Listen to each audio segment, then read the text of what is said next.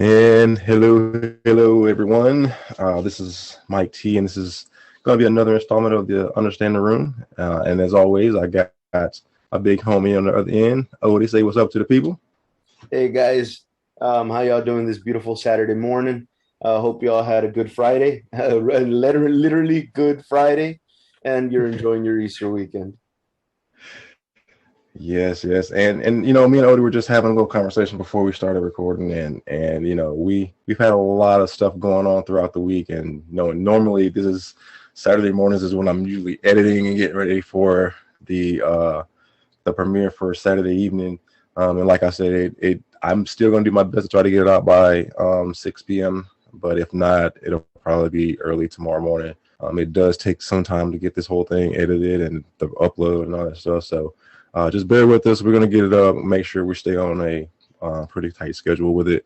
But for the most part, Easter, Passover, whatever you celebrate, I just hope that you get to celebrate it in peace and spending. I know it's kind of hard with the COVID and all these other things, but just spending time with those that you care about, even if you have to do it socially distance. It's the fact that you come together and you celebrate and you just basically give love in a time where love is needed, not just within ourselves, but within our communities, but within our country. Because a lot has been going on, just like me and Odie have been talking about. A lot's been going on, and a lot can be done about it by simply just using our voices. And Odie really wanted to bring this topic up tonight or this morning. So, Odie, let's talk about that. How can we properly use our voices?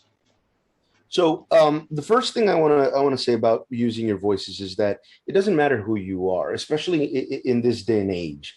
At some point in the past, maybe someone's voice might have been quieter than others, but now where you have so many outlets, we've got Facebook, Instagram, YouTube, TikTok. It's so many different outlets in which you can bring your voice to the light. You can bring your voice to shine. We want you all to be responsible with the voice. So what I'm talking about responsibility with your voice is there's every single person's going to have something that's important to them. But what we need to first do is talk about what's important to every single person.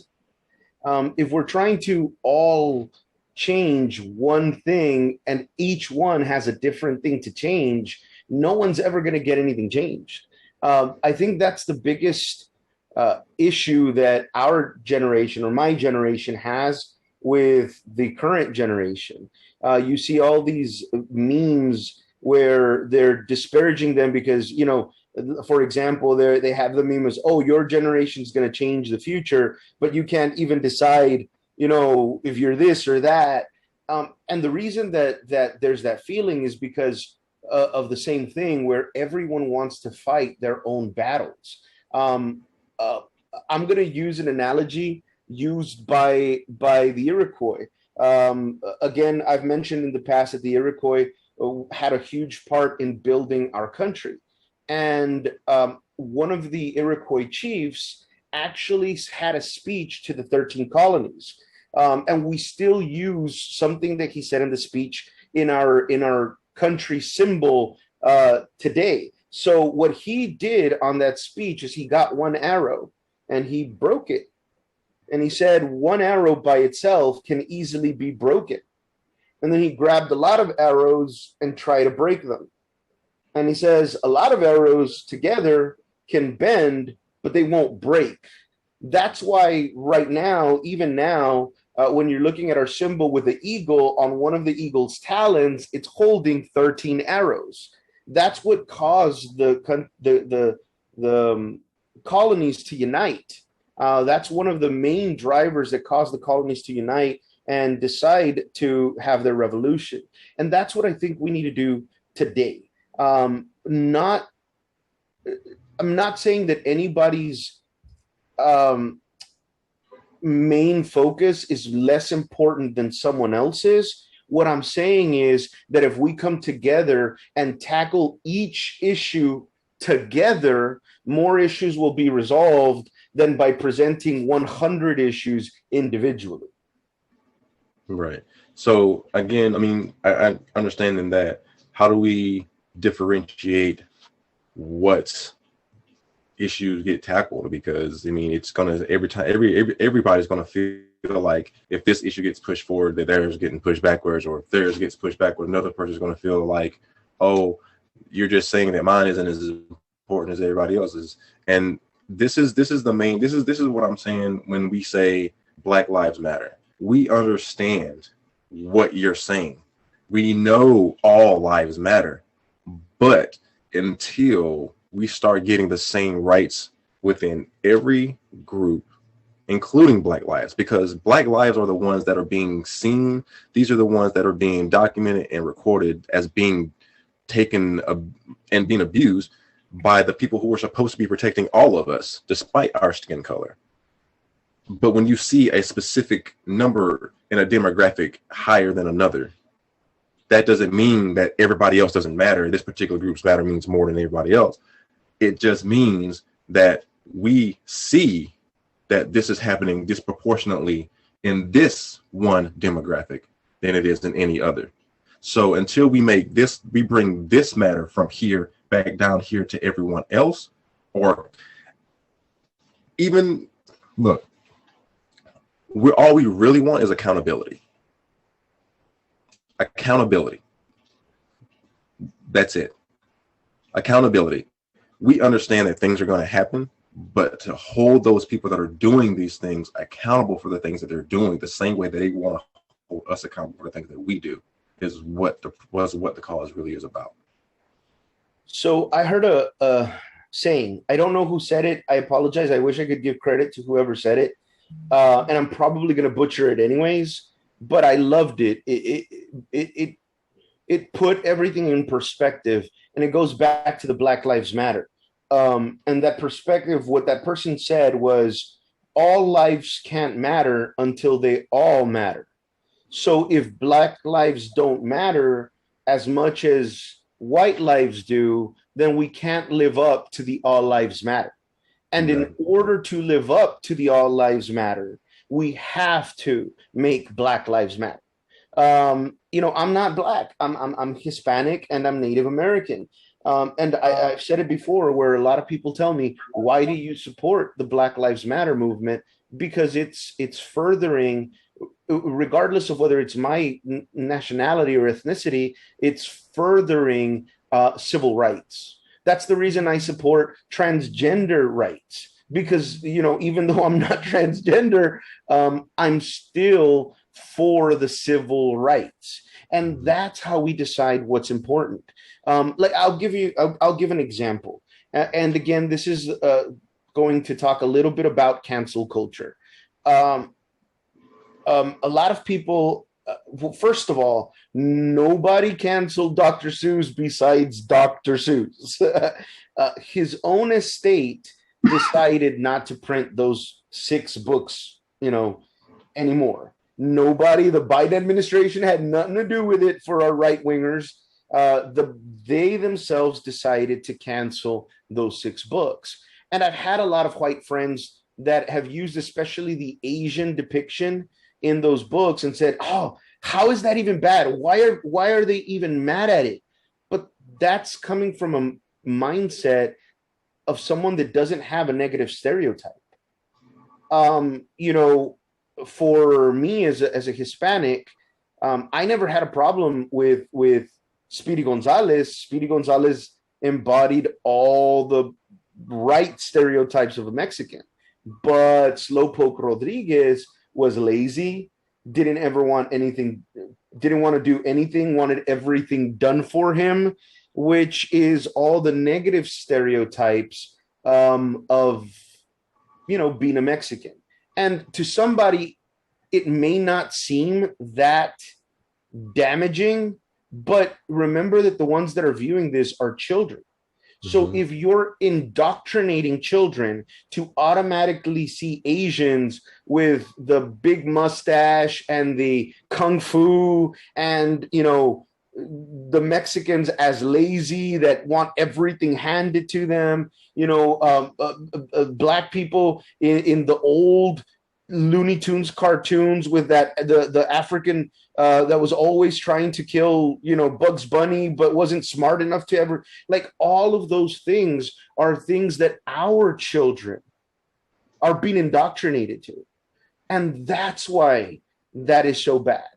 I understand. So going to stereotypes, if we really look at it, what negative stereotypes are there for white people? Think about it. The only negative stereotypes, there's two, and one of them really isn't even about white people. It's kind of just white women, and that's the Karen. And that only came up within the last Trump years. Yeah. But to be honest, too, we have to be fair and say that if someone were to say, oh, yeah, if we were to take a classroom full of kids and decide who would be the school shooter, we would all look at little Timmy and be like, that's another team. It's going to be you. So there are those negative stereotypes, I mean, that I can come up off my head. I mean, but even with those, like the other stereotype that I was going to talk about that is mainly exclusively for white, even though it actually isn't just white people that do this, is you're a racist. Mm-hmm. But look at all, like, I mean, they have the redneck, the hillbilly stereotypes as well, but those aren't really about white people. Those are more about poverty-stricken people, and more about where you were raised, not what color you are. Because if you were raised in the Appalachian Mountains, even if you're black, they're probably going to tell you, oh, you've messed with some of your cousins, haven't you? So those stereotypes aren't really about your color. They're more about your origin. When it comes to color, those few stereotypes are there. Now let's look at the stereotypes that exist for all the other races. I mean, one of the things I did in preparation for this, and all I did, it blew my mind. All I did was go to Google and I put black jokes, Mexican jokes, Jewish jokes, and then you put white jokes, and you look at the difference. You look at the most black Mexican jokes, Jewish jokes are either putting the race down, putting us in a position where we can't do anything, putting us in a position where we're not at a certain level mentally. And then you look at the white jokes, and it's like, oh, white people always like to say, "Excuse me," like they're completely different types of jokes. Right, they're being joked about being too polite. Exactly, they're being joked about being too polite versus, again, and I hope you forgive me for this, Mike, but just so that I can give an example, there was one joke that I saw online that to me was like, how in the world is this even okay that someone can say this and people still say that racism doesn't exist? The joke was, what is the difference between a black man and a pizza? And the punchline is, the pizza can feed a family of 4. Wow. How in the world is that okay? You have the white people love knock knock jokes because it's the only, white people love to say knock knock instead of actually knocking. That's the white joke. Versus, a black man can't feed his own family. And then wonder why men of color have already given this, been given this stigma of that, and then wondering why they're just like, whatever. This is what they expected me anyway. You know what I mean? And that's why those of us that are trying to do the best we can and fight for what we do, and it just feels like it's never enough, no matter what. So, I also wanted to talk about, um, once we understand that there is a big difference. Um, I had someone asked us this week, and it really made me think, because he said, "Look, I'm not. I'm white. What do you want me to do? I'm not racist. I don't consider myself racist. I don't think of any other race in a negative light. My family came to the United States to fight racism, but I feel like I'm being attacked just for being white. What can I do?" I want to start off by saying I have family that is white. My wife's family, as I mentioned before, is white, and I love her family. I honestly uh, feel like I'm closer now to her family than my own family. I love the way they treat my wife. They've never, absolutely ever, have they slighted me or made me feel less than who I am. Um, and I appreciate that from them. With that said, um, there are certain things there is certain approaches that I think negatively impact white people that want to make a difference. And the first of those, and I hope you're listening, white people that want to make a difference, or anyone that wants to make a difference. But the very first one of those is denying that racism still exists and is still a problem. For those of you that are Christian, remember I said last time I grew up Christian. My mother was a very big Christian. And I remember the pastor at her church would always say this phrase. And the pastor at her church would always say, the biggest lie that the devil told everybody, the biggest lie that the devil ever told was convincing people that he doesn't exist. So the biggest lie that we're telling ourselves is that racism no longer exists. Yep. And in doing that, also, you're telling the people who do experience these things that their experiences don't matter. Because just because you don't believe it, it's okay. So to anyone who's ever been through this, I apologize if this offends you, but just to make an analogy, I have never in my life as a child have ever had an adult come up to me and try to take me, or have actively taken me or done anything to me, just because I've never experienced it. Because the adults that I grew up around were extensions of my own parents. I got my behind whooped. You know what I mean? If they saw something, they called my parents. Like, they were adults that took care of everyone in the neighborhood, because I grew up in a neighborhood where parents were still your parents, even when your parents weren't around. You know what I mean? So just because I have never experienced anyone attempting to kidnap me or harm me in any other way, doesn't mean that I can sit here and tell someone who's gone through that doesn't happen. It doesn't happen. Just because it's never happened to me doesn't mean it doesn't happen. That's exactly what it's like. And I don't want to rob that person of their experience because I've never experienced it. And that's not fair to that person who has experienced it. So it's back to what we were saying last week. You can't take someone's voice because you've never had to speak on it. I'm glad you said that, Mike. It reminds me of, and you put it that way, and now I feel bad. But it reminds me of a conversation that I had with a mother. It was this person that I was working with, and she was talking about her 16-year-old daughter, and how, I need to go home because my 16-year-old daughter's by herself. I lived with my mother worked 4 jobs, so I was at home by myself all day, every day since I was like 5 or 6. So when she told me that, I was like, "Isn't your daughter 16?" And she goes, "Yeah, but you don't know the time of in the times that we live in, like, people are crazy and they can do this and that." And all I said was, that statistically, it's never been safer for than it is for children right now, right? Because there's cameras everywhere. We've got the Amber Alerts, and she went off on me like, "Oh, I don't care about statistics. I don't, it's my children. Until you have your own, you're not gonna understand." Mm-hmm. And when you said that, now I realize what I did.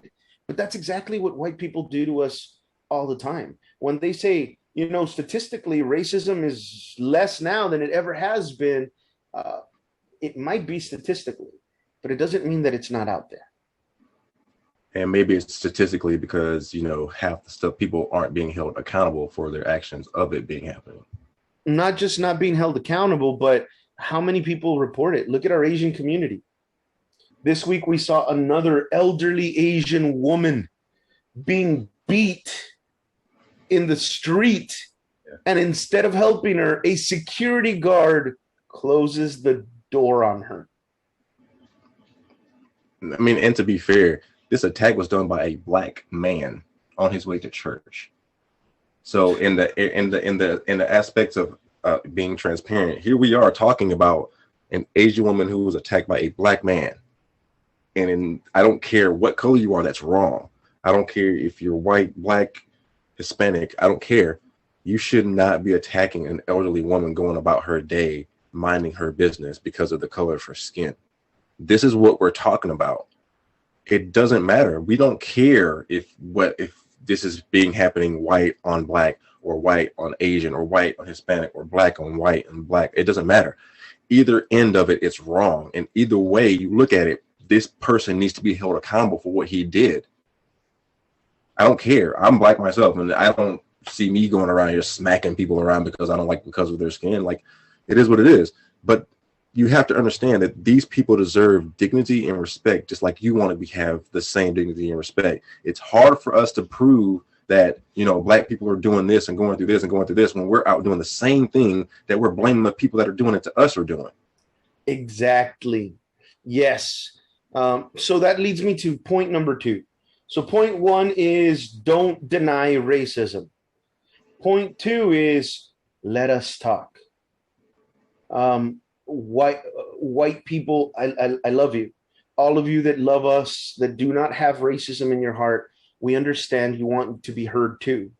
But you have to understand that we're coming from a position in which for the last 400 years, we haven't been allowed to speak. So of course, when we finally get the opportunity to speak, we're going to get aggressive with it. Of course, when we finally get the ability to tell our story, we're going to get emotional with it. Emotional because it's been our life and it's been our legacy and it's been our history. So give us that opportunity. Listen. You don't need to get your point across immediately. That point has already been brought across since the beginning of time. You've changed Jesus from a copper-skinned, curly-haired guy to a white-skinned, blonde-haired, blue-eyed guy. I think your point has gotten across enough. Just listen to ours a little bit. Listen to our experiences. Have that empathy with us. I'm glad. My wife, she never experienced racism until she married me. I'm glad about that. I would never be mad at her for having a good life. I actually feel bad that since she's married me, she's had to see the underbelly of society, the bad parts of society. But at the same time, now she can understand where we're coming from because she's able to empathize, because she's been able to walk a minute in my shoes, walk a mile in my shoes. So hear those stories, white people, or any race. Black people, hear the stories of our Asian culture, because sometimes I do get told by Hispanics, black people think that racism is only about them. It's not that. It's that we need to have that dialogue. Again, I said it in the morning or at the beginning. I apologize. We need to be together. We need to be those arrows that are united. So hear each other. But after you listen to us, then we'll give you the opportunity to interject and give us your story. Exactly. And, going on, I mean, let's talking about those few examples you gave earlier and how, certain situations are treated differently than other situations. So we have so many. I mean, it's not easy. It's not hard to go look on the internet and type in, you know, person wrongfully accused, personally unjustly shot, person being investigated by police by doing nothing, and 9 times out of 10, the first people that are going to come up are blacks, you know. And and I know I've been talking about the Ahmaud Arbery thing for a while, and it's just something I just can't let go because like I said, I'm originally from Georgia. Georgia is, to me, Texas is home. I love Texas. I don't think I'll ever leave Texas. But Georgia is where I come from and where I grew up and where I learned a lot of things in life. And a lot of those things that I learned growing up were true and accurate. And some I'm starting to learn now that it's just based off of that small town mentality. Since leaving home, I've learned that the world's so much bigger and the aspects of things are so much wider. And the differences in people aren't really that different. You know, when I was living in Florida, I hung out with nothing but Hispanics. And I learned so much about family and culture and a little bit of Spanish. You know what I mean? Like, I learned so much from them. And it was they were very welcoming. When growing up, I was taught that Hispanics were mean, they were dangerous, they were going to rob you, they're known for stabbing you and all this other stuff. And I'm like, not one Hispanic that I've ever met has been that way. Like, every Hispanic that I've met has been very welcoming. You know, it's, hey, have you eaten? Or, hey, do you need something? And it's like, wait a minute, y'all don't even know me. But they've always been very welcoming to me, no matter where I've gone. Florida, even here in Texas, very opening and welcoming. I've had more barbecues with more Hispanics than I've had with black people. You know what I mean? Like, I've been able to do that with them, and people are really misinterpreting this entire culture. Oh man. I'll tell you a story when that one. And this one wasn't me. Like, thankfully, my mom was not I was not born or raised in a racist environment. My mom was loving of everybody. But like you said, you get those stereotypes. I remember my first trip to New Orleans. I was 18. It was right after Katrina, and we got lost. At that time, New Orleans was the murder capital of the world. And we got lost in this bad neighborhood, and this 7-foot, big, muscular, black guy with a lot of other guys behind him come to the truck. And one of my friends, he was not raised in the environment I was. So he automatically grabbed a screwdriver. And I'm like, dude, what are you doing? And he's like, no, they're coming. They're coming. Like, and I was like, just chill out. You guys stay in the truck. Let me get down. And I'll never forget it, because I get down and I walk up to the guy. And the first thing he says is, remember, 7 foot. The first thing he says to me is, they call me Tiny. And I look at him and I couldn't stop laughing. He goes, you lost, aren't you? And I'm like, yeah, I am. He goes, follow me. I'll take you. You were looking for the French Quarter? Yeah. He's like, follow me. Got on his motorcycle, led us all the way to the French Quarter. We get down. I'm like, hey, man, how much do you want me to give you for gas? He's like, nah, man, we're helping each other out. They over there in New Orleans, they always call us S's just because we are Hispanic. So he's like, I'm just helping you out, Ese. But anywhere you go in New Orleans, tell them Tiny sent you, and they'll take care of you. Everybody here knows me. That time we went, we had a blast. Everywhere we went, we would say his name, and we had a blast. And imagine if we would have, if I would have let that friend and his prejudice cloud my judgment. It could have been that we could have gotten murdered, and it was only because of a misunderstanding. But because I didn't allow that to cloud me. I didn't allow it to impact me. I allowed it to be treated as a normal conversation. Ended up meeting a person that was the biggest sweetheart on earth. And to this day, it made an impact to me, because I always envision and I always wonder How many people don't look at him and run, or don't look at him and are afraid of him just because of his color and his size? And the probability is that he has to go with a nickname like Tiny just to feel less like a threat. Yeah. Like Mike said, guys, Indian people. Oh my goodness, Indian people. When I was before I got married, so sorry, sweetheart. Before I got married, I dated an Indian girl, and I mean India from India, not Native American. And her family was amazing. They thought I was Indian because apparently I, Mexican and Native American make Indian. But I got to try all their food, got to meet her mom. Like you said, when you give yourself an opportunity to actually be around the different people, the different cultures, there's nothing but benefits to you. There's nothing but blessings to you. Another experience that I had was in Guatemala. When I went in Guatemala, man, if you want to meet a people that is full of love, that is the Guatemalans. I loved on their streets, for everyone that's never been, as you get to their stoplights, every single one of their streets has a phrase. Like one street will say, being Guatemalan means being nice. Being Guatemalan means being respectful. Being Guatemalan means doing your job right.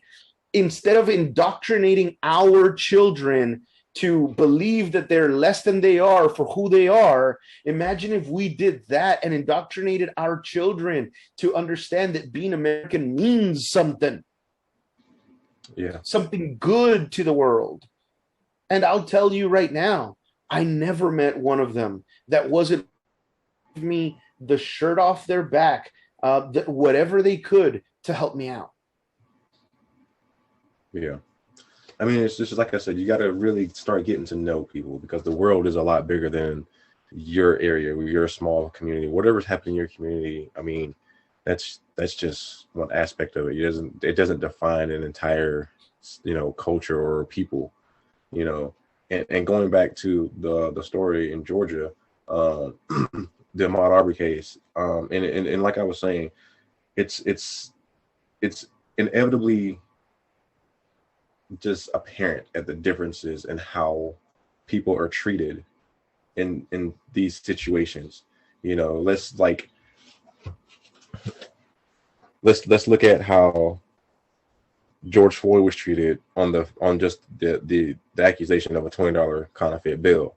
He was dragged out of a car because he was a very large man, and like Odie said, it doesn't mean it's who you are. There's a video of George Floyd, and he was in the store. He was laughing. He was having a good time. He was talking to people. He was, he was on drugs, whatever. But does that make him a bad person? You know what I mean? And from the looks of everything, they're starting to believe that he didn't even know that the 20 was even counterfeit. So that's starting let's looking at, you know what I mean? So you got to look at it. You can't just look at people and be like, oh, he's a threat because he's big and black. You know what I mean? And like that said, that's like saying to a 5'2" female police officer that if she sees a guy that's 6 feet, like I'm 6'3", 230 pounds. That's like saying that if I encounter a female police officer, no matter how unthreatening I am, just because I'm a large black man, she can just shoot me because I'm a threat to her.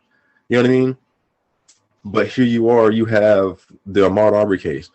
And then when the police show up, they don't treat any of these men like they just murdered somebody. They treated them all with dignity, they respect. They talked to them like they were neighbors. One of their freaking deputy sheriffs got in one of the guy's trucks in the AC and watched the video with him, unaccompanied by anybody else, just sitting there watching the video.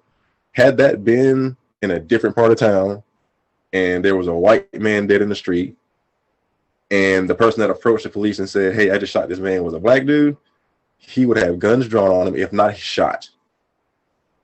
And dispute me about it if you want to, but I'm sorry. But the fact that this man had a loaded revolver in the front seat and he was hanging around the front seat talking to the deputy sheriff, I mean, come on. Black people have been there. Okay. It was a 13-year-old that was recently shot. in the chest by a cop. And in the article, it says that the weapon was nearby, not on him, not in his hands. And then now they're not going to release the body cam footage until they get a court order. Why? If you want to be transparent to the public, you want to gain public trust, why are you not willing to show the public that what you did was a part of your job? If this kid was a threat enough for you to shoot, then transparency needs to be had. And here you are, you have these men who almost admittedly tell these sheriffs that we shot this man, we boxed him in and shot him. And no one's put in handcuffs. No one's considered a threat after firearms were used. And he admits to shooting him 3 times with a shotgun. I mean, at what person is going to sit here and say, well, that's a reasonable amount of time to shoot somebody at, 3 times with a shotgun? I mean, that's reasonable. No, this person at that point decided that 1 shot wasn't enough, and you decided to shoot them 2 more times. I mean, that's not reasonable. And the fact that these people were treated like they were just, talking with neighbors is disturbing, because we all know, like I said, if it'd been in a different part of time with different people, it would have been different.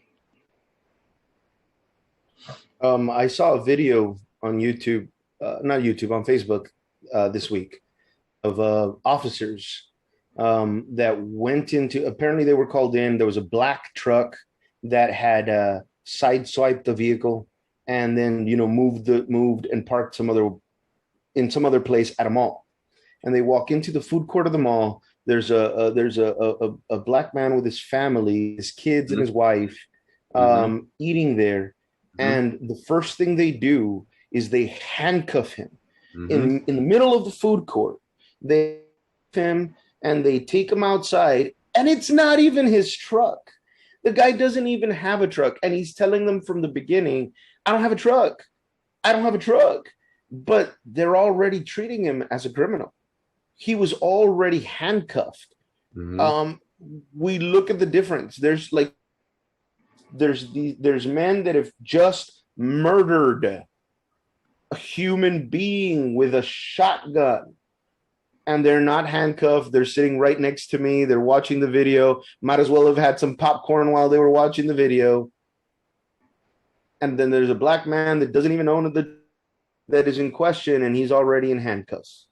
And you're telling me that racism doesn't exist? I mean, at that point, you're doing one of 3 things.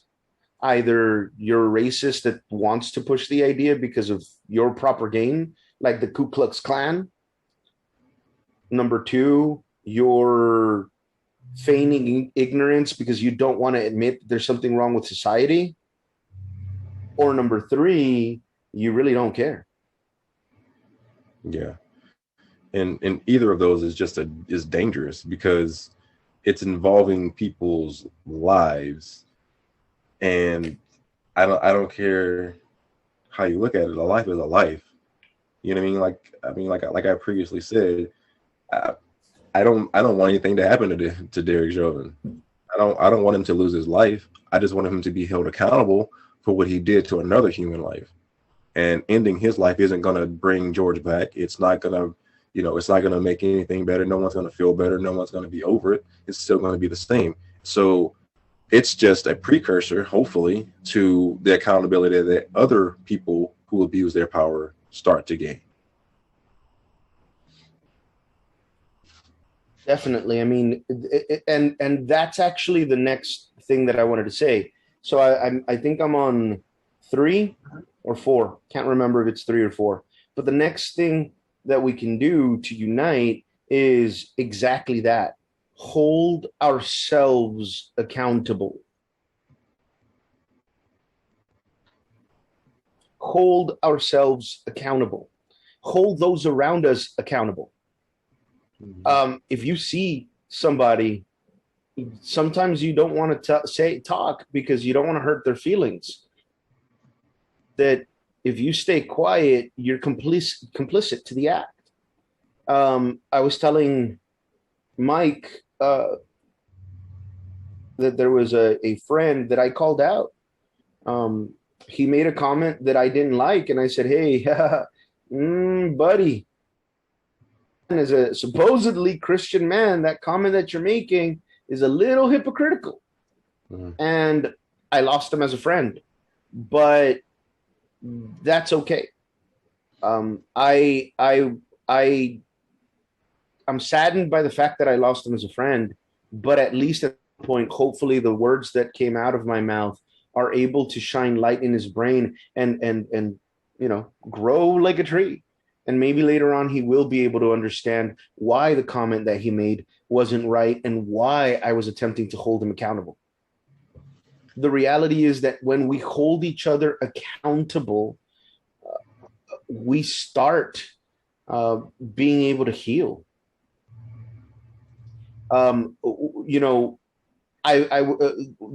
We were told by that same white person earlier this week, well, racism is systemic, and it's white people aren't the only ones that feel it or that have it. Black people are very racist too, and he's right.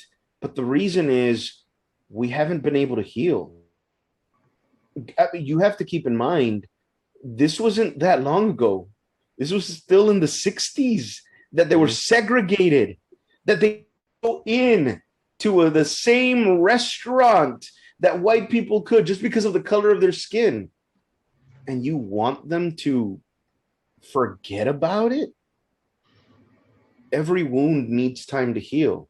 And unfortunately, emotional wounds take longer to heal than physical wounds. Exactly. And then these are the same people that are telling us not to forget things like, 9/11. Don't forget Sandy Hook. Oh, don't forget the lives that were lost in the Titanic. Oh, don't forget about those who lost their lives in World War II. I mean, yes, those things need to be remembered. And on top of that, this needs to be remembered as well, because it's a time in history where, like Odie said, for 400 years, a race was looked at as property and less than a person. So you got to understand, like, it's going to take time for, it's going to take a lot of time and dialogue and understanding and trust to be built, because that this is and this is bringing me to the same point that Odie was talking about. We had this conversation earlier this week, and we were talking about undocumented workers and how everyone seems to have an issue with it. And so I made a comment. I was like, well, no one made a big deal about undocumented immigrants when they were being brought on slave ships from Africa, to which I was told that they were not undocumented. They were documented, so that it shouldn't matter because they were documented. I said, so giving them a name that they weren't born with, stripping them of their name, stripping them of their culture, stripping them of their history and life and everything that they are as a person, and giving them a name that you deemed fit for them. That's the same as it being legal. And that there are people who looked at that comment and laughed like it was a joke to them. Like the suffering that these people went through mentally, emotionally, spiritually, and they were stripped for generations. They weren't allowed to tell their story and where they come from, because if they knew where they came from, they could rise up and start to, do the same things that we're doing now. We're asking for our freedom. We're asking for our equality. So if you don't allow them to do that, then you keep them subservient. And I feel like with that comment of being told that, oh, they were legal, it's basically saying to me that, stripping them of their name was nothing. Stripping them of their culture was nothing. Stripping them physically from their land was nothing. And it's something that as long as we did what we deemed legal, that's all that matters. When it's still these people who were abused, mutilated, scarred, beaten, raped, all these manner of things because they were seen as property,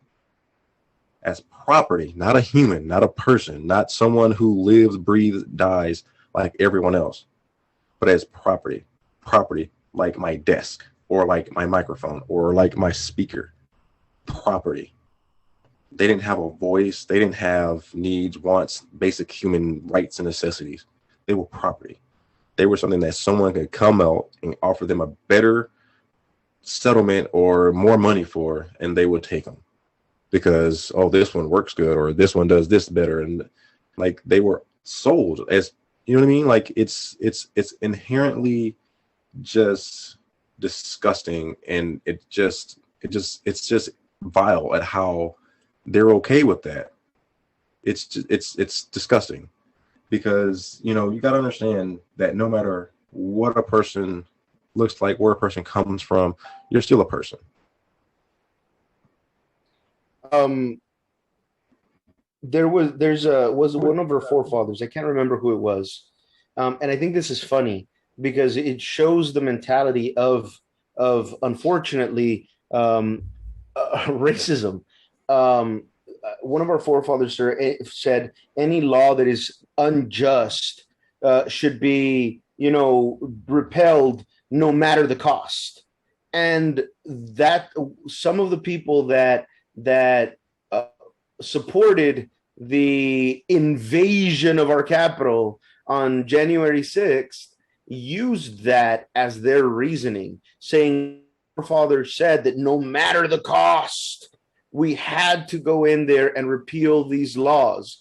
But then they turn around and that, oh, well, they're laws. You have to obey the laws. Again, going back with the workers, it's funny how they're only illegal when it's convenient. You know, in the 20s and when World War I was going on and the 40s II was going on, oh, there was open borders and Mexicans could come and work, and we were giving out those work permits like crazy. And then as soon as it was no longer convenient, I said it the other day, my grandfather was one of those that was deported, even though he was here legally, even though he was here justfully, he was sent back. He was deported to a country, to Mexico with nothing. It wasn't until the 80s and 90s that he actually was able to get compensation for work that he wasn't even paid for. Because again, once it became convenient, now we got to pay all these Mexicans for the work they actually did. Let's just send them back and say they're illegal. How in the world is that just? Why aren't we riling up and doing whatever it takes to stop those? We're talking about the people that are crossing right now.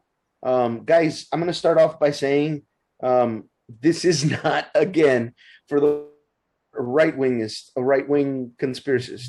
If it was Biden, believe me, I would tell you, because I would have preferred Bernie or Buttigieg to be our Democratic president. I'm still giving Biden a chance, though. And what's going on in the border is not Biden's doing. It happened in 2019 when Trump was president, and he blamed it on Obama. So if he blamed it on Obama in 2019, 2 years or 3 years after he became president, then why are you blaming it on Biden now? But apart from that, guys, and murderers and so on. There may be some. I know that in the last month, there was 2 that had previous convictions of assault that were caught. But that is it's funny how we like to mess with the numbers. We like to say, 100,000 are crossing. Oh my God, that's an invasion. And then 2 of them caused assault. That must mean that 100,000 are rapists, murderers, and assassins. How does 2 equal 100,000. And then they have, in the same breath, they want to say, how does those small amount of people who attacked the Capitol on January 6th represents a whole white community or a whole, group of their supporters? Just because they're like that doesn't mean we are. That's exactly the same point that blacks, Hispanics, Asians, and Muslims have all been trying to say for years. Yes, there are a group in every demographic that is extreme. Okay, there are. I am not foolish to that fact. But to look at everyone the same way is, first of all, ignorant, because that's in any way, how is it conducive to what we're trying to do?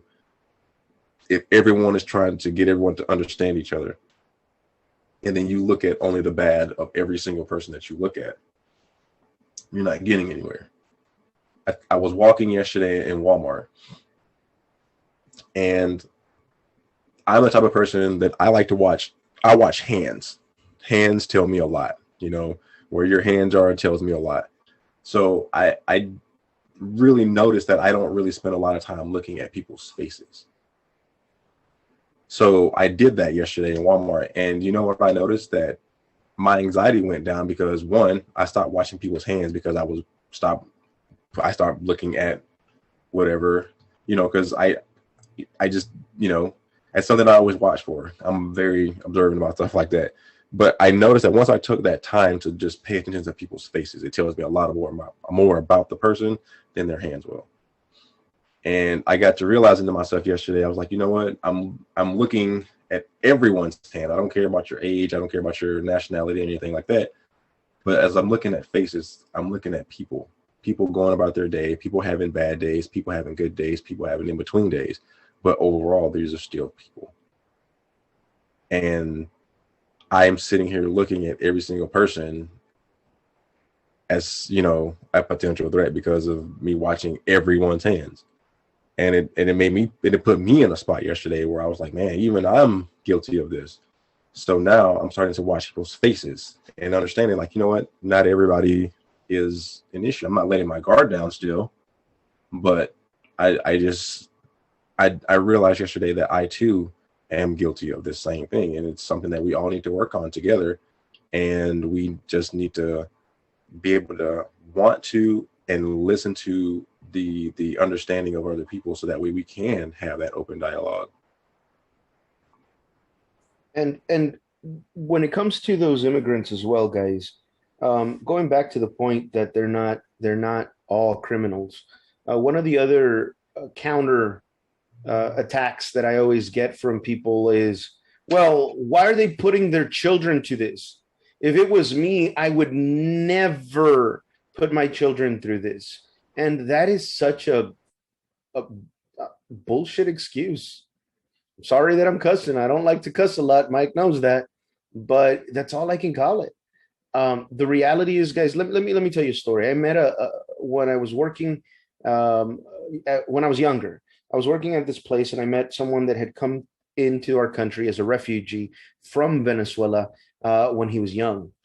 And he was telling me about his experience, about how at 6 years old, every night they would sleep on the floor because if they slept on any bed, they'd die, they'd get shot. How every morning they would run around collecting weapons, guns from the dead bodies, and that the police, the army would give them bread for every weapon they collected. So these 5 and 6 year old little kids are running around, jumping around dead bodies that are bullet ridden, picking up the weapons that could potentially kill themselves with, and taking them over to police in exchange for food. And you're telling me you wouldn't do whatever the hell it takes to get your kids out of that life? You're telling me you'd be okay with your children growing up there just because you don't want to walk? These people want a different life. The fact that they're doing it with their children shows that what they want is a better life for their children. Because I can tell you right now, I always tell my wife, I was born poor, I grew up poor, and if I die poor, I'm okay with it, as long as my wife and my children aren't poor when I'm gone.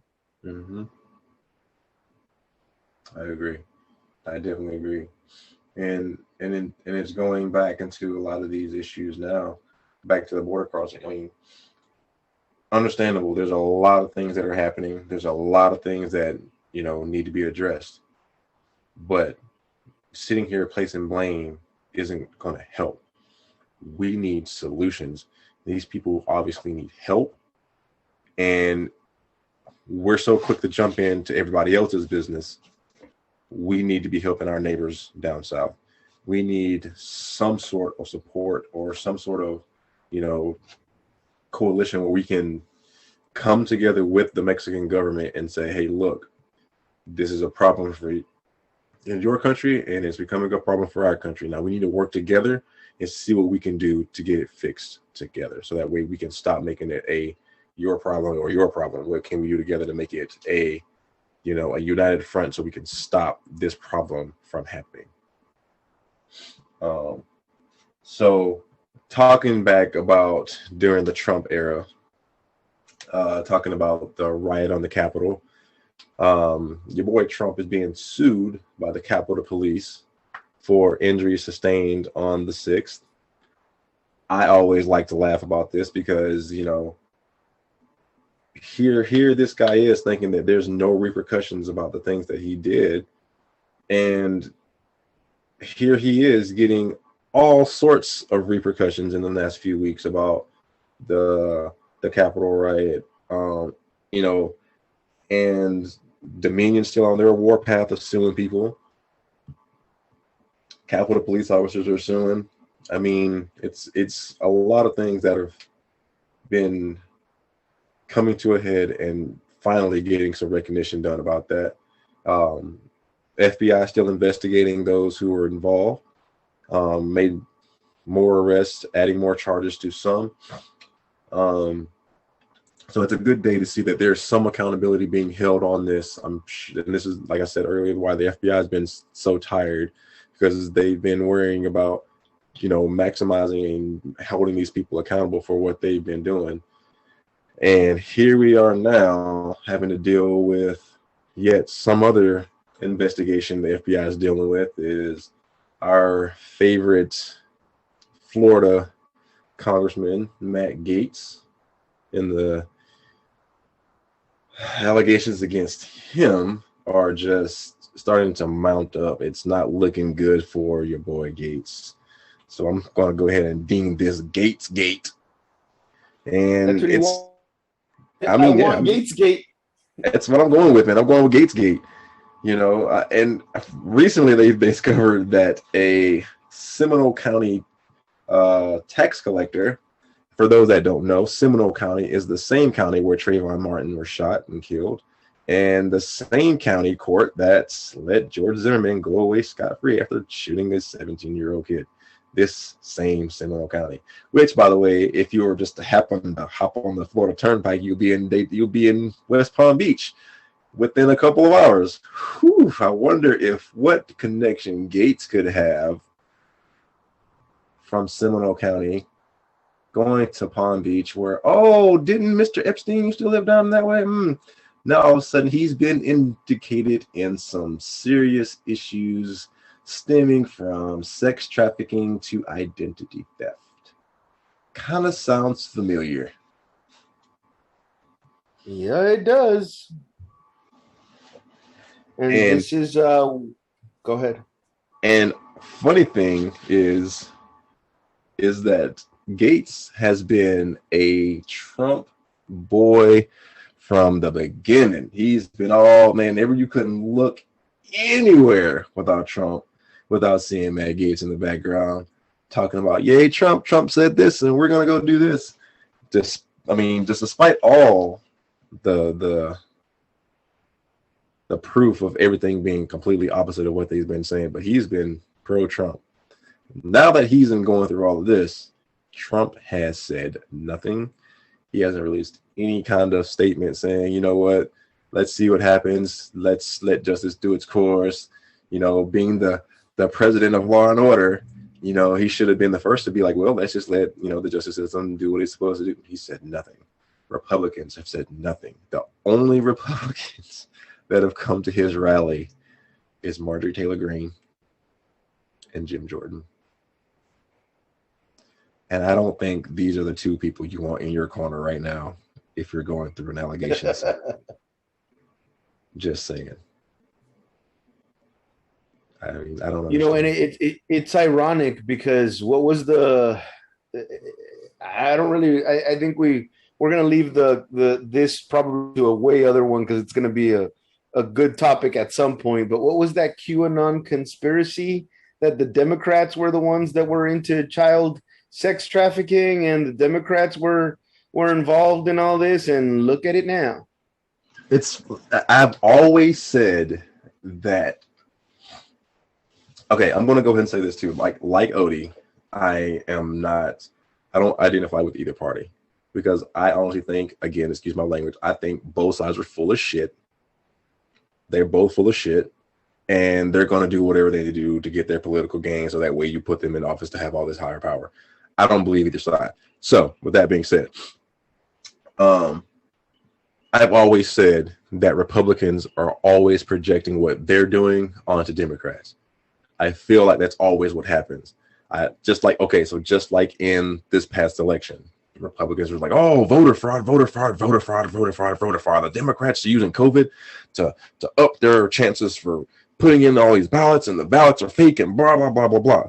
Well, after an investigation was done, after all the ballots were looked at again in Pennsylvania, there were 13 cases of voter fraud by Republicans. All voted for Trump. I gave some examples last week. The guy that voted for his mom that was dead. The guy who dressed up as a woman was recognized by one of the poll workers, or I think was like a neighbor or someone who lived in his neighborhood, recognizing he was voting for Trump.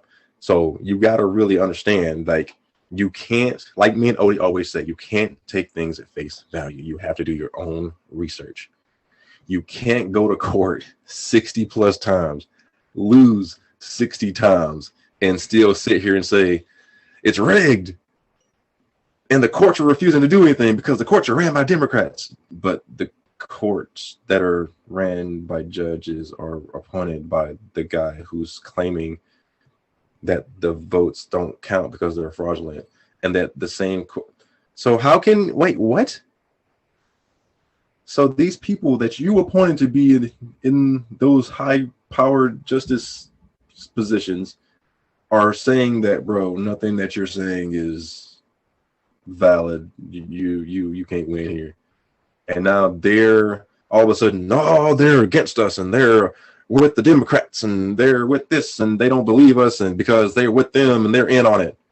No, it's because there's no basis. You can't walk into a courtroom and say there's voter fraud. Well, show us proof. We don't have any. Just take our word for it.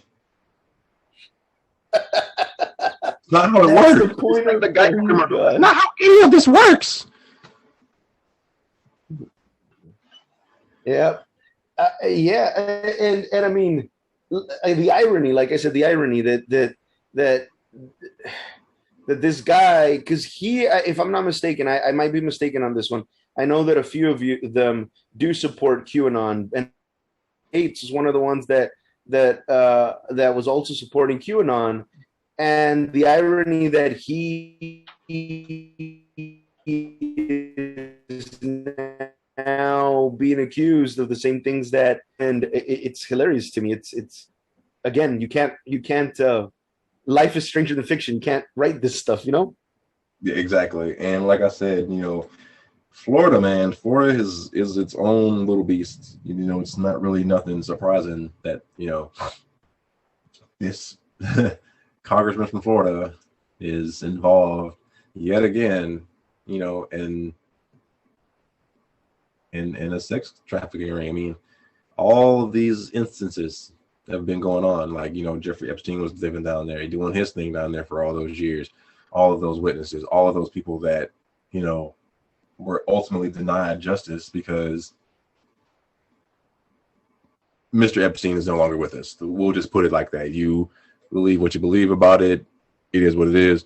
But those victims are basically not going to get to have their accountability, the accountability, taken for the actions of this man, of this gentleman, and now hopefully it will have its day in court with this guy if these allegations are true. I'm not saying that they are. If they are, he needs to be held accountable. If not, then we should hold the person who are making these allegations accountable. But for the sake of the argument, if these things hold true, he should definitely be held accountable for these. It's not something that anyone should be able to go on with and do and get away with.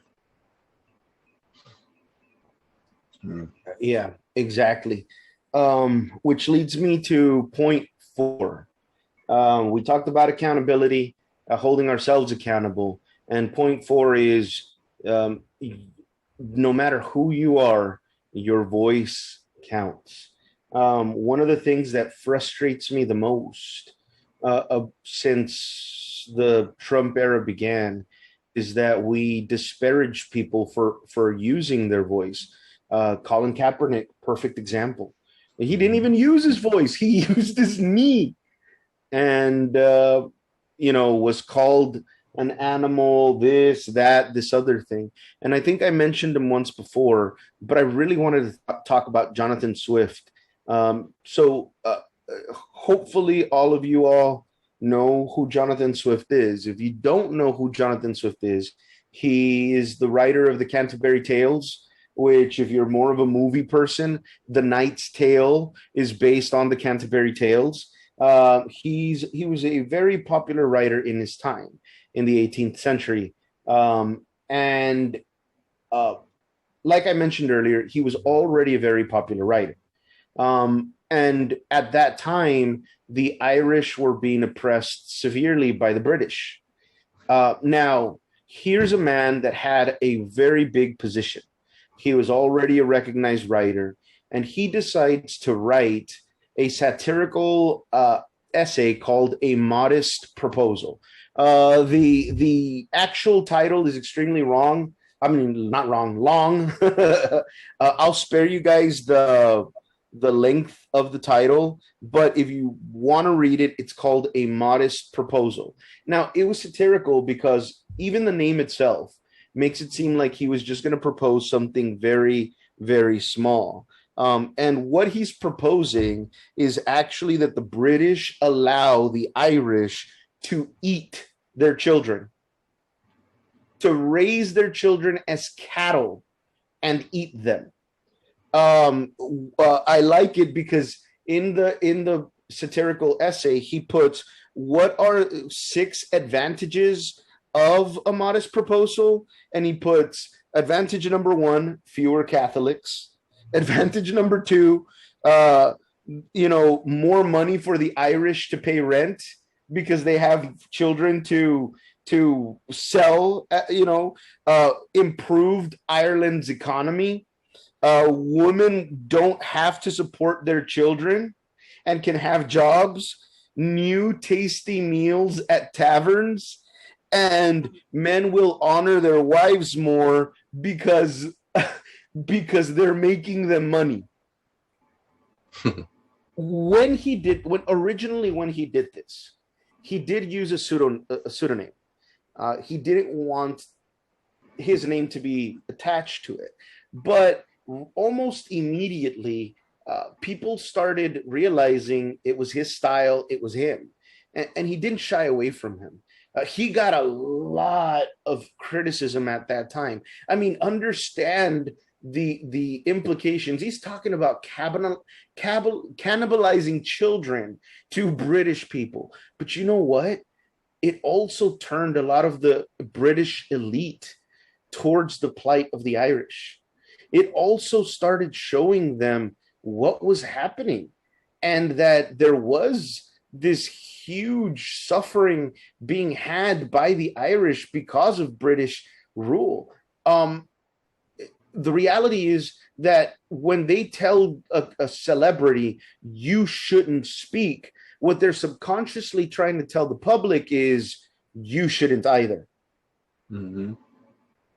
Because if a celebrity, if someone who has a position shouldn't give their opinion, then who the heck are you to give yours? And I'm here to challenge that.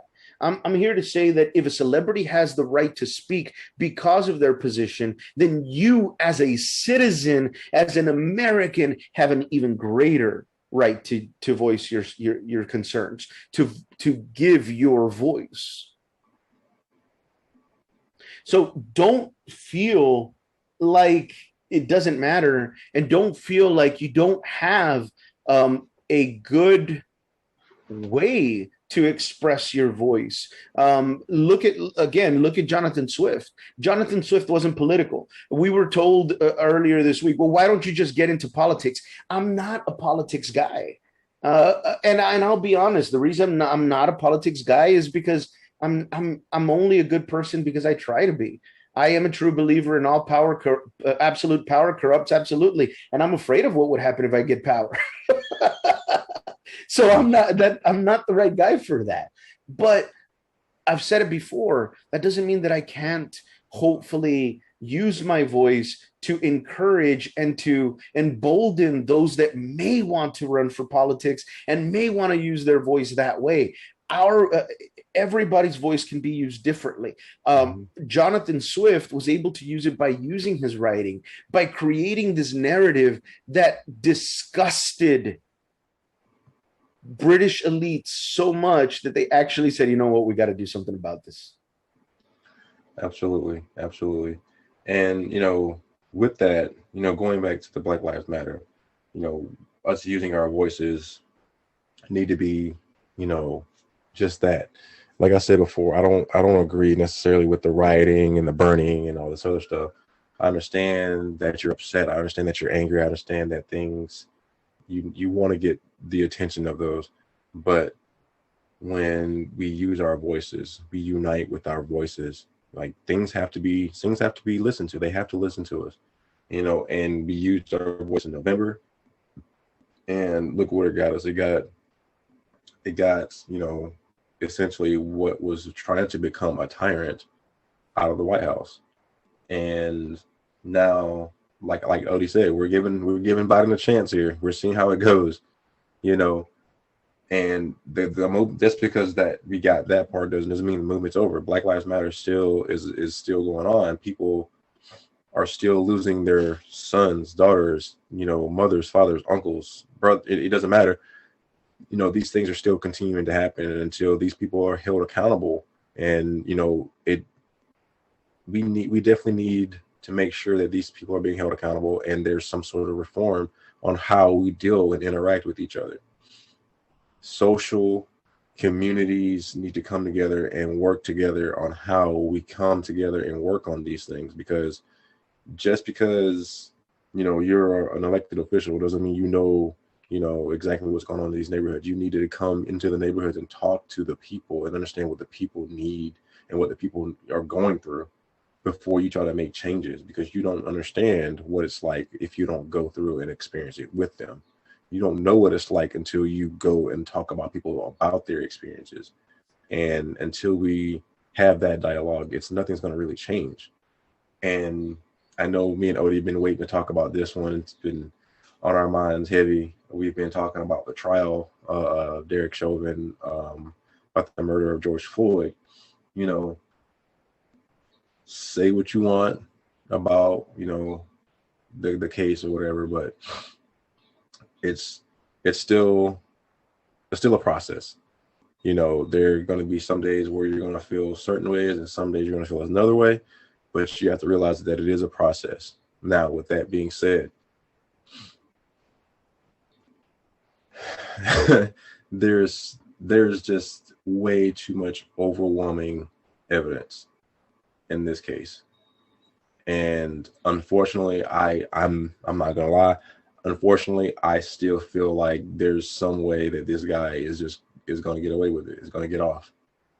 And I'm afraid of what's going to happen. A part of me wants to say when, but if that happens, I'm just terrified of what's going to happen in this country because, you know, we've all watched it. We've all heard the testimonies. We've all heard, you know, how for 9 minutes and 29 seconds, a man decided that even after the, you know, this person he perceived as a threat is no longer moving, no longer coherent, no longer verbalizing, you're still considering him a threat because you're distracted by the crowd of people telling you, hey, get up, get up, get up, get up, get up. You know what I mean? You know, and like, I'm sorry. Here's that problem with that idea, though. Like, the reason they considered the crowd a threat was because supposedly they were loud. But what each one of them was saying was get up. So in order to get rid of that threat, all you had to do was get up. The one thing he didn't do. So you can't consider it a threat if, I mean, you do what you do. Yeah. And I understand, you know, like I've done armed security before. I've done it in Florida. So those of you that do armed security, I'm not saying that, you know, it is a thankless job. It is a thankless job. And I understand that law enforcement is not an easy job. But I'm saying that I had just 3 days of training to be able to walk around with a firearm and mace and all this other stuff. And if I have never had a use of force issue with less training than a fully qualified police officer, I don't understand how a fully qualified police officer with 19 years of experience can have a use of force issue multiple times. And this is coming from someone who I have had to detain people. I've had to take people down.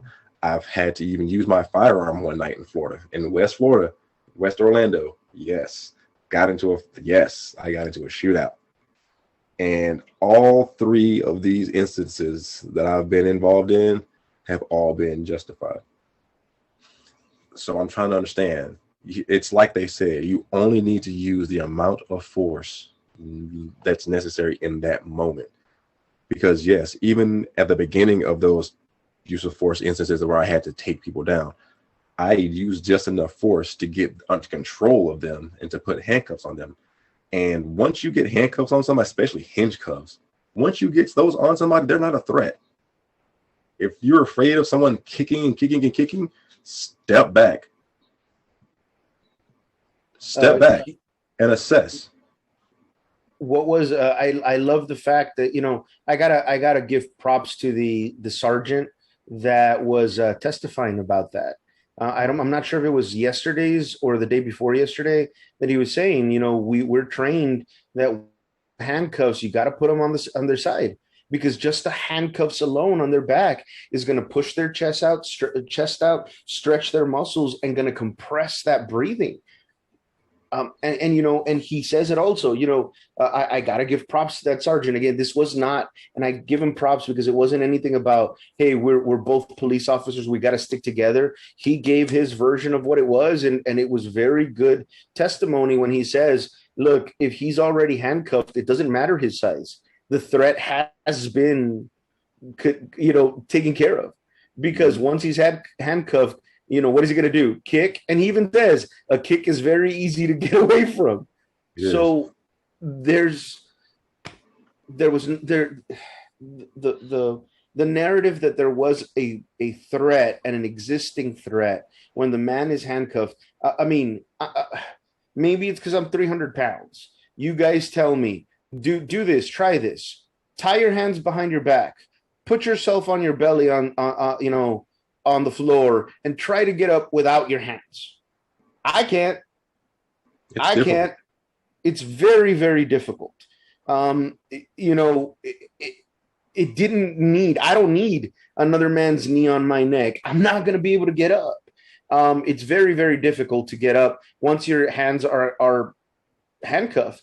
And I appreciated the fact that the sergeant, testified in a way that wasn't biased. He wasn't. I don't think he was trying to hurt the defense, but I do think he was giving his version of the situation and stating what are facts. Yeah, I mean, it's hard to understand why you can perceive this man as a threat when you could have easily sat him down. When before he was walked across the street, that's the first thing they had him do. After they handcuffed him and moved him away from the Mercedes, they sat him on the curb, and he sat there until they made him get up and walk across the street. And once the door opened, that's when he started to be like, look, man, I'm claustrophobic. I'll sit down. They just let me sit down. Just let me sit down. Let me just sit down. I mean, do what you got to do, but I'll just sit down. I can't get in there. It's too bad. You know what I mean? Like, it's not like he's saying, no, I'm not going with you. He's just like, please let me not get in the back of this car because I'm claustrophobic. You know what I mean? Do your investigation. I don't care. I just can't get in the back of in the back seat because I'm claustrophobic. I'll sit here on the ground. I'll do what you need me to do. But you know what I mean? But and even the lieutenant said, like, on Thursday, there was no reason to drag him out face down and onto the ground. You know what I mean? If it was this big of an issue, one, no one called for backup. If this guy was that big of a perceived threat, right? Then you say the crowd was a big threat. Why did you call for backup? When you had the EMT on scene that was saying, hey, I'm an EMT, can I help you guys check his pulse at least? No one conveyed to her that, hey, we already have EMS on the way, but yes, you can check a pulse. There's nothing wrong with that. You know what I'm saying? These people were trying to help, not hurt. Taken from the elderly man, Mr. McMillan, who testified and said, hey, man, I was trying to help him. I was just trying to help him. You know what I mean? Nobody was there saying, oh, I was trying to keep the cop from doing his job. No, they were saying we felt helpless. We were trying to help. And it seemed like everyone trying to help is getting vilified because they were passionate about getting this cop off of his neck. You know what I mean? Passionate about somebody's life. Exactly. And a lot of us say, oh, if I'd have been there, I'd have did this, I'd have did that. But you don't understand. You're facing 4 police officers, and they have all of this stuff on them, and it's their word against yours, and it's tough. These people had to sit back and watch a man die slowly over a period of almost 10 minutes, slowly. And now they're reliving that. They're reliving it, and they have to look at this defense attorney who's trying to convince the jury that what this man did was not only justified, but only happened because the crowd was there distracting him. And that, to me, the most sickening defense you can come up with, especially when the crowd was trying to help. Oh, the part that I had to stop, I couldn't continue watching that interview because of the same thing. It was just getting me extremely upset, was when he was talking to the 17-year-old. You know how bad I am with names, Mike, so I don't remember her name, but the one that made the video that went, They didn't give her name over the because she was a minor. You're right, because she was a minor at the time. And she said, when the prosecution was interviewing her, she said she couldn't sleep because of it. And she stayed awake nights asking Mr. Floyd for forgiveness. And then the defense attorney, gets on the stand, and the first thing he says is, your life has changed because of this, right? Like, implying that because her video went viral, she's become a celebrity. Look, anyone that's seen something like that happen, like anyone that's had anybody die close to you, can tell you, it doesn't matter what fame you get out of it. I mean, you've got to be a monster to appreciate that fame. And that, to me, was the worst part of that defense, because I'm pretty sure she'd give up that viral video to be able to sleep well at night, knowing that it wasn't her fault. That was the concurrent theme of these people, that a lot of them, when they were interviewing the cashier, that he said he still felt like it was his fault, that had he just taken the $20 bill, a man would still be alive. And it's not their fault. It's not their fault. They were all doing what they could do. We need to hold accountable the person that didn't do what they should do. And on that, before I get to my last point on this, and on that, like you saying, like, these people aren't the ones on trial. They aren't the ones that put the force on this man. They weren't the ones who did that. It's on these officers, and they're the ones that should be held accountable. You have one officer who is coherent enough to say, hey man, I don't feel a pulse, and ask twice, hey, do you think we should roll him on his side? He asked that twice. Hey, do you think do you think we should roll him on his side, try to get a pulse? I can't feel a pulse. So to me, if you are coherent enough to come to that conclusion, if you are within enough sound mind to ask each other if you're okay, and that crowd is still yelling, the crowd is still asking you to get up, get up, get up, and you still can have this conversation amongst yourselves, I mean, you can't tell me that this crowd distracted you from checking on this man, making sure he's okay. Sorry about that. And that one of the things I also want to point out is that yes, all four of the police officers have culpability, but you know what the worst part about that is? That the ones that actually were coherent enough were the new ones. Mm-hmm. The senior officers that had been there, you said, Chauvin, 19 years, have the common sense that the officers that have been there less than 40 days had. I mean, yeah. How could you not see that as again, culpability? Yeah. And it's like you said, I mean, these kids, like, they literally just graduated the academy. They've been on the street for like a month, and they had the wherewithal to be like, let me check this guy's pulse. Hey man, this guy is unconscious. I don't feel him moving. I don't feel a pulse. Let's turn him over. And for Chauvin to be like, nope. First time he tells him, no, we're going to keep him right where he's at. And then the next time he's like, oh, we're just going to wait for EMS to show up. I mean, cool, man, do your job, wait for EMS, but still get him to a spot where his life is not being, literally crushed out of him, And to my last point, we're talking about witnesses. I just want to take a second to talk about one witness in particular. I know the very first few days of the trial where, they were tested, like the people that were on the scene were being tested or to giving their testimony, the martial arts guy and the Genevieve Hansen, and it seemed like, they were kind of like getting a little snippy, and I don't really consider it snippy. I can understand where they're coming from. You were in a position where you were trying to help and you were helpless, and you feel like you could have done more, and you were denied that ability. And this is your chance to try to gain justice for Mr. Floyd because of what happened to him. I understand that feeling. I understand where you're coming from, and I completely understand. But sometimes we just gotta let things take its course. We can't let our passion outweigh the cause, because when we look back at it, we get looked at like, oh, he just has an attitude, or she just has an attitude. She doesn't care. It's just all about what. No, you have to be aware of these situations, because that's exactly what this defense attorney wants.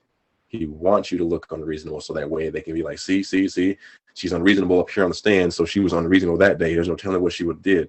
You know what I mean? It's as vile as that is. That's the truth. He wants to muddy the water just enough to get this guy off to where he can be like, well, see, it wasn't me. No, we all are aware that Mr. Floyd has drugs in his system. We saw that. And we can also prove that he was not a threat because he was in the store having a good time talking to people. Even like you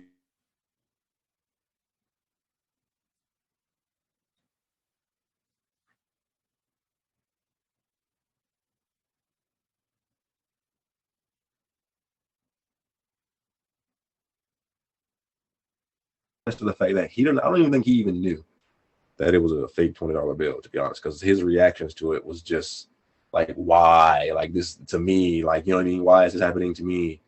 You know what I mean? Understandable. A lot of people say, oh, he should have just went in and took care of it, blah, blah, blah, blah, blah. But you got to understand, this is a man who, one, is under the influence of drugs, and two, is just not wanting to have any kind of conflict at all. He was just trying to do a favor for a friend, taking him to the store, getting his phone fixed, and wanted a pack of cigarettes, and he just wanted to get out of there. You know what I mean? He was just sitting there talking with his people, getting ready to have his friend's phone fixed, and going about his life. You know what I'm saying? And not even 5 seconds into the interaction, this officer has a gun pointed to his head, and George Floyd is already freaked out. You know what I mean? So he's terrified that he's about to get shot because if you're approaching someone about a counterfeit $20 bill and you got a gun drawn to his head in the first 3 seconds, I'm terrified too. I'm sorry. Like if this is your reaction to me having a fake $20 bill, Jesus Christ, what are you gonna do if you find like a pill on me? You know what I mean? What are you gonna do if you find, you know what I'm saying? Like the worst case scenario goes into your head, and it's fight or flight at that point. And he couldn't do either because he was terrified because he knew that either way his life was in danger. You know what I mean? This guy started begging for his life from the very, very, very beginning. And unfortunately, he begs for his life to the very end, along with 12, 13 other people, including a 9 and a 17-year-old. Yeah. Yeah. I mean, imagine like we talk about indoctrinating our kids. It's a 9-year-old. I think it was the gentleman, the older man, that it broke my heart when I first saw the video way back when it happened, and I relived it again as we were looking at the trial. When in the video he's telling them like, you can't win, just give up, man, you can't win, because that's the mentality that they fed us all this time. That's the mentality that they fed minorities all this time, that we can't win. So why not just give up and accept whatever happens? And that's exactly what upset me with that post was the fact that that's exactly what it felt like he was saying to me. You know, it's not that big of a deal. It's not, I haven't experienced it, so whatever. You just have to deal with it and let it go. It's just a part of society. It's just because, this is just how it is. Just accept it for what it is. Accept the fact that, voting is being restricted. Police are beating up on specific peoples of color. Just let it go and be specific. That's exactly how it felt when he said that to me. And I'm just like, I don't understand how you're sitting here saying how you're a person of peace, but you're sitting here telling me that my experiences that I've gone through don't matter. Yeah. No, and that's exactly the point I'm trying to make, that if we have that mentality, that's an indoctrination. This 9-year-old little girl, now she's gonna grow up. Like, do you think she's ever gonna trust police officers again? She saw them brutally slowly murder, take their time to murder a man, and he was unfortunately a man that resembled her. He was black, she was black. and now she has that mentality. That's something that we need to get away from. That you can't win mentality. The more you see, I joked around. I joked around with Mr. Mike the other day, and I told him that when I see us, when I see the way that we things, I'm more of a Martin Luther King Jr. and he's more of a Malcolm X. He has a little bit more aggression in his voice. I have a little bit more of that pastorish tone where I can tell you what's and so the reason I'm so calm though is because that's the way I was taught. I was taught you don't fight anger with more anger. You fight anger with peace. And you'll be able to hopefully use your peace to feed others' peace. But when you've felt nothing but reproach, how could you expect someone not to come back with anger? How could you expect someone not to come back with sarcasm, with some kind of powerful emotion? What we need, and maybe this is the last point of the ones to what can people that aren't racist do to join the fight, is what we need is we're not asking for a white savior. We're not asking you guys to stand in front of us and preach equality. We want you all to stand behind us and let us win. Stop saying we can't win and say, hey, we'll back you up and win. So you do win. I mean, I'll even take it a step further and say, why not stand with us? Instead of no one behind, no one, why not stand alongside us so that we can all come together and say, hey, this is right, this is wrong. We need to change the wrongs to make them right. And the only way we're going to do that is by, like we say, sit down, having these dialogues and understanding each other's point, understanding each other's experiences, and understanding that our experiences are our own, but we can also meet in the middle and have understanding. Exactly. Because the fact is, I don't have hate in my heart. I could care less. I've always said I don't care if you're blue, white, green, red, orange, yellow. If boy, girl, whatever you want to be. If you want to love trees, love trees. As long as you love me, I'll love you. Mm-hmm. And that's the way life should be. Life should be, whether you're a Christian or not, there is one golden rule, and that is love others as you would want to be loved yourself. Treat others as you would want to be treated yourself. And if we all followed that rule, every single issue we face would disappear. I agree. Definitely. That's the truth. They were just like we say, just do everything with passion and love and respect for each other, and we should be, we can make changes in these issues that we're having. There's no reason that we can't. If we come at them with respect and understanding with each other, there's no way we can't change them, and I mean, that's really the only way we're going to be able to, is by showing that respect for each other, understanding each other's differences, and knowing that just because we're different doesn't mean that we can't come together and understand each other. You know what I mean? Odie, you got anything else? No, no. At this moment, I'm good. All right. Well, I got my last thing I want to do tonight, or this morning, is I want to thank everybody who's subscribed to us, who are continuously listening to our podcast, or spreading the word throughout. I'm planning on going out here in my community, and I'm going to try to spread some of our word as well, so we can get some more people within our our subscriber list so we can expand this knowledge and expand this open dialogue throughout everywhere, so we can get some more hopefully we can get some more stuff coming in. And also soon, I know I told you about these last week, Odie, but the shirts are being made. They should be here next week, and then I'll find a way to get them shipped down to you. To those that don't know, I had some shirts made. I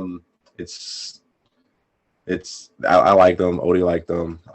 It's being made by a good friend of mine that used to be my neighbor. Doing this, support small businesses. Support your small businesses. You know, the pandemic took a big toll on everyone. And you know, everyone deserves support in any way that you can give them.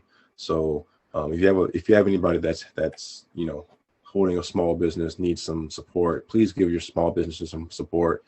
They are really, you know, our saviors, our backbones when, you know, we can't get to the big retail places or the big places or that have all the other stuff. So support your small businesses. These people work really hard to maintain and provide for themselves and their families.